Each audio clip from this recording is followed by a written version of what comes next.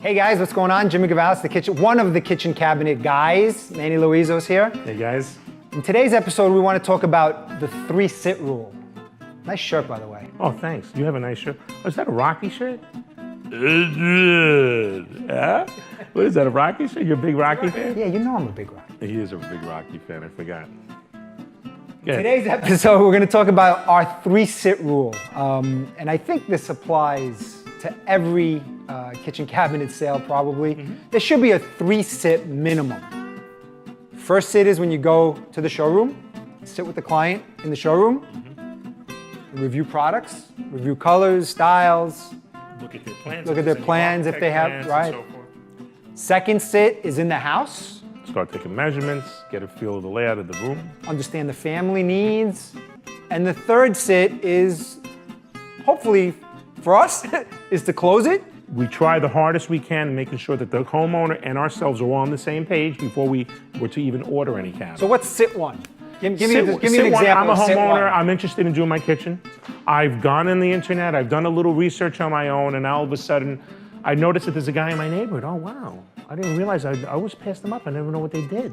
And all of a sudden, they know that we're Atlantis Kitchens. Or anybody, any dealer, not just neighborhood. us, or even the big box stores. Or as a homeowner, I'll go into the big box stores, the Home Depots, the Lowe's, and so forth, and get an idea of what's out there. Then But when you're sitting during that first sit, let's advise the folks out there. Let's advise the folks what they should try to do on that first sit, though. Think about that for a second. I mean, to us, it's almost like we just go. It's second nature to us because we've been doing it for so long. But the first sit in a showroom, you should try to hone in on what product you want to use, right? What door style? Start honing in on the door style, definitely, because there's a lot out there, a lot of different designs. So many brand names and door styles and colors. And kind of a finish. If you want to stay with wood tones, you want to go into a painted finish, just to get an idea where you want to go with this, because that's also going to dictate price. Of course, but you said before that. So before the first sit, maybe you do a little research on your own, research on a little Google, online, maybe magazine, rip pages out of magazines, and show up at the dealer or the big box store. Show up and have all this information, so it makes the meeting more productive. Right? So that's sit one. It gives us enough ammunition to work with on the next phase, which is sit two. Sit two is in the house. Could go and measure the area to get an idea of what it is that we're looking to do within the kitchen. Further develop the product, perhaps. The design, forgive me. Further develop the design if you've already discussed it in your first sit, maybe. In the second sit, you should develop the design, take your measurements, review the product again, maybe bring a sample or two in the house to see what it looks like in the house, right? Hone in on your appliances by then. That's right, appliances. A lot of people forget that. Yeah, appliances are part of the puzzle. It's a puzzle piece that's all coming together. Sure. Key figures or key things that we need in the laying out our kitchen design.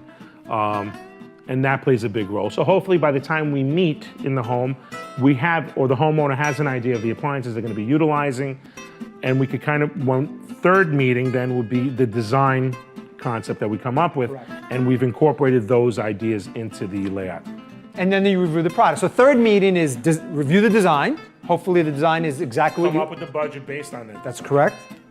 And a lot of times by the third sit, we're able to sign off on an order. Yeah. But sometimes it takes a fourth sit or fifth sit, and that's fine. We don't mind that. But the more prepared you are as a homeowner or a contractor or a builder, the more we can get done in each meeting and reduce the number of meetings that are necessary.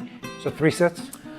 3 to 5. 3 to 5, right? 3 to 5. That's why it's overwhelming, guys.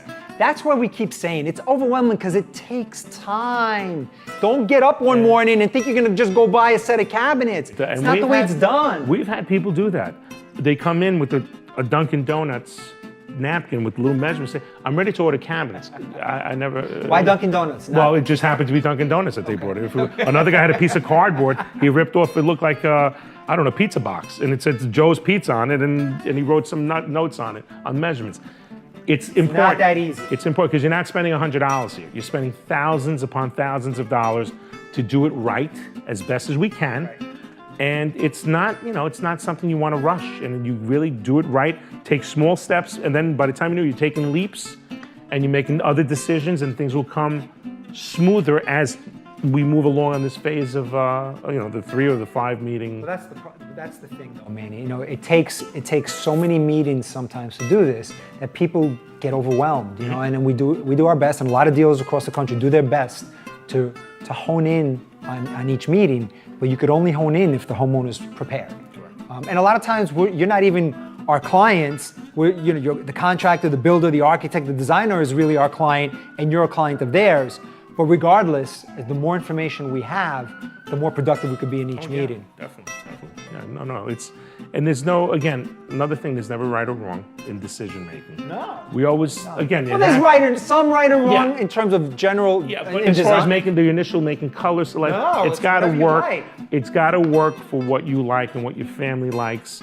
We'll throw our 2 cents in as designers with design ability and our knowledge. I really don't like that color shade. I know you don't. I don't like Rocky. Good luck with your project.